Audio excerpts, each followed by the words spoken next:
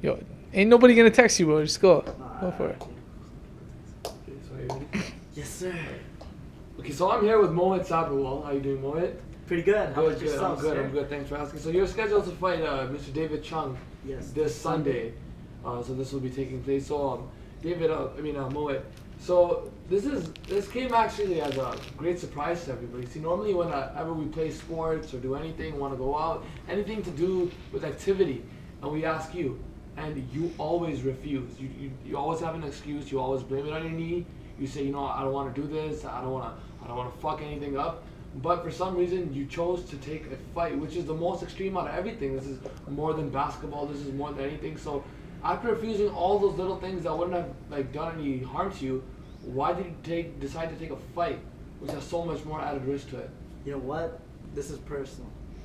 This goes back to, even before college. We went to college.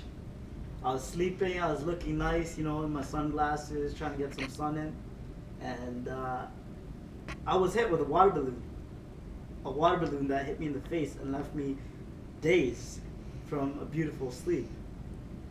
And at that very moment, I decided I have to do this. I have to kick his ass. And that is what I'm going to do on Sunday, and you will see it. Okay, so you're saying this was because of the incident at the cottage. Exactly. Because I monitor a lot of things like how it works in a crew and stuff, who talks to who doesn't talk to who. And I've never seen you and David have a personal conversation. Like, have you guys ever texted each other to say hello, what are you doing? That's true also. Have you? We have always had this rivalry. Was it an unspoken rivalry? Any events that have happened? It's unspoken. It's unheard of. I just don't think he likes the fact that I talk a lot of shit to Joey. So Okay. that is his trainer after all.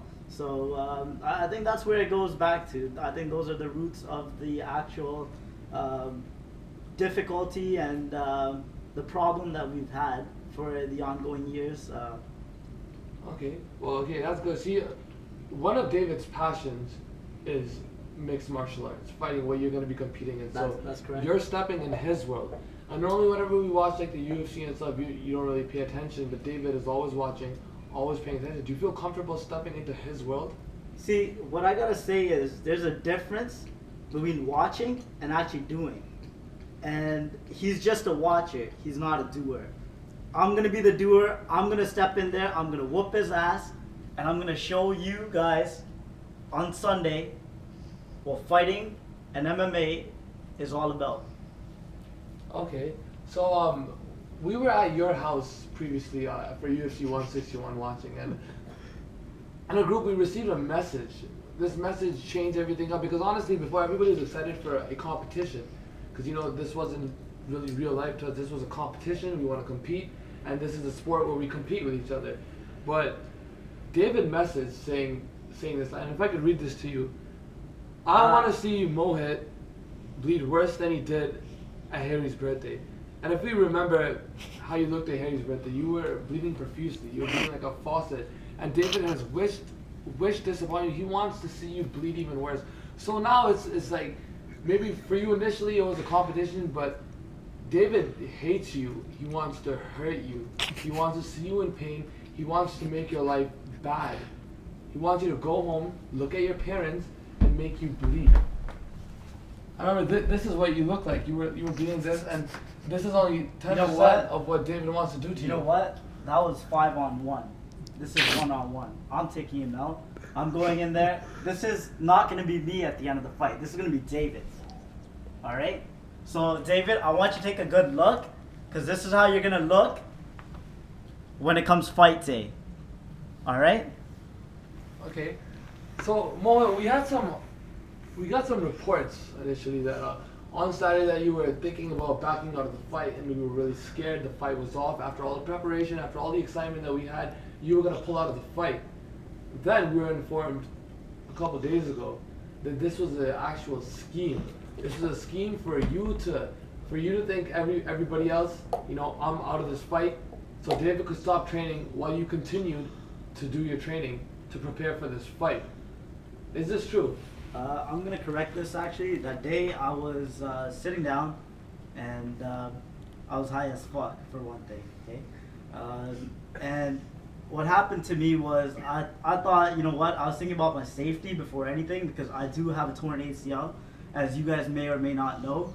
And I'm going in this fight with a fucking injury, which takes most athletes out of any sport. And this is a contact sport, so I mean, there is going to be blood, there is going to be injuries. That was probably the reason that made me initially want to drop out. Then afterwards, you know what? The next day when I woke up, I said, hey, you know what? David wants to see me bloody. I'm going to go in there and fuck him up. That's what it means to me right now. I want to go in there, attack him, break his pride, break his confidence, and show him what it's all about. And he's going to be my bitch. Yeah, but do you think this was an honorable thing to do? I mean, telling people that you weren't gonna train. Well, I wasn't initially gonna. I was planning on pulling out. But you did say that you did not want David to know that you were training, so you wanted to surprise him and come in shape. That's part of the conspiracy, but you know what? I admit to it, but at the end of the day, it doesn't matter. David can train all he wants. I'm letting him know now. He better get started on his training. Or else, come fight day, he's gonna look like a broken fucking guitar. So in other words, basically, if David knows that you're training, you're not training, it doesn't matter because you're gonna be training. You're gonna go in there, and you plan on defeating him. That's correct. Okay. So Mohit, the major thing here, the reason why SOB, which Jesse, Joe, you know, these guys started, it's resurrecting right now, but for some reason, I don't believe this would have happened if it wasn't for you. I mean, there's no secret over here. When Mohit Sabrhawal walks into a room, jokes occur. Not, you know, they might be a little mean, but it's all in fun. We realize that when Mohit walks in, we pick on him. We pick on him, we make fun of him. It's all in good spirits. We always make fun of you. We always make fun of you. So this fight, what me and the others have discussed, this means the world to you because you are fighting for everything. Do you feel like you're fighting for respect? I mean, if you go out there and you take out David, what are we possibly going to make fun of you about? What can we possibly say? We can say, Mohit, you know what? You banged a girl with chlamydia, you're fucking short, you're this, you're that. At the end of the day, you come, you beat David, what can anybody say to you? Do you feel like you're fighting more than just what the purse is? Do you feel like you're fighting for respect here? You know what? The money, I don't even care about that. To me, this is fighting for my pride right now. This is fighting for myself, who I am as a person.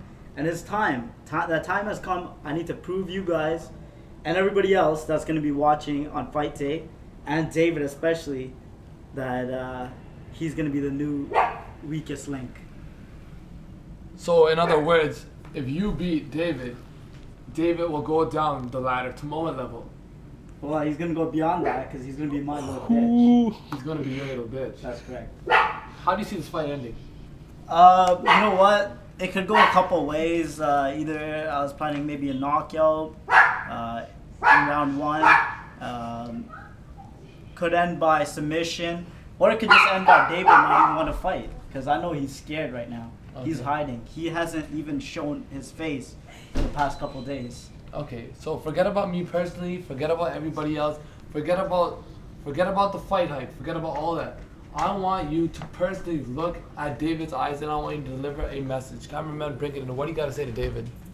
David, just to let you know, this is more than a fight. There's going to be broken bones, there's going to be blood, there's going to be tears, and it ain't going to be me. It's going to be you. Well, there you have it, guys. Sunday, this is going down. Mohit versus David. This is what everybody's been waiting for. Honestly, Mohit is fighting for respect. If this man wins, there's no more making fun of Mohit. We can't say a word to this guy. He's fighting for it all. And I've been training. I've been scarred. But you know what? It's all part of the game. And I'm coming back twice as hard. And I'm going to go in there and I'm going to finish him off. Good luck, Mohit. Thank you.